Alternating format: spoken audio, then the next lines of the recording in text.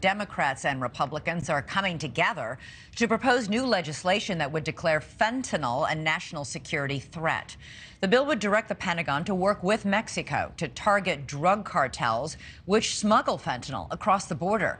Between 2017 and 2021, the amount of fentanyl seized at the border has skyrocketed 950%, according to some reports. And that's just what officials catch. Most of the deadly drug slips through undetected. NewsNation's Joe Khalil joins us live. And Joe, this all sounds great, but is Mexico on board? Because the president of Mexico has been denying that fentanyl is even made in Mexico, which is flat out wrong.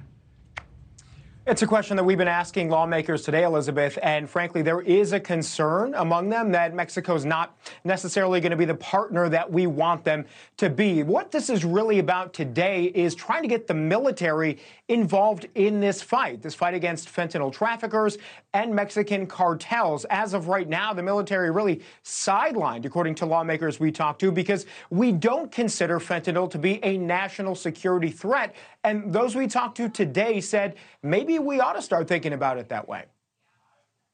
675 million doses. That's how much fentanyl was seized at the U.S. southern border in just the month of March. Now, a group of bipartisan lawmakers on Capitol Hill saying we need to rethink how we fight drug trafficking, and they're looking to the military to do it. When you have as many people dying in a year by fentanyl overdoses who have died in many American wars, it's a national security threat. The Pentagon needs to be right at the table as part of this whole of government effort. Democratic Senator Tim Kaine is one of 4 lawmakers, 2 Democrats, 2 Republicans from the House and Senate, writing a bill to empower the Pentagon to get into the fight.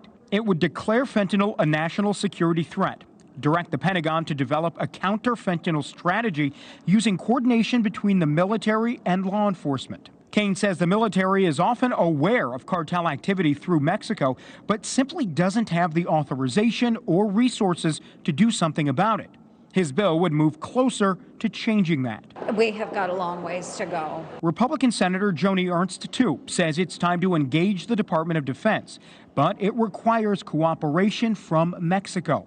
Ernst and other lawmakers say they've got concerns Mexico might not be as helpful a partner as the U.S. would like. We need to develop those relationships much more than we have currently. Though both parties are generally split on how to solve our immigration and border challenges, virtually the entire Congress recognizes the need to act on fentanyl. They say we're at a crisis point.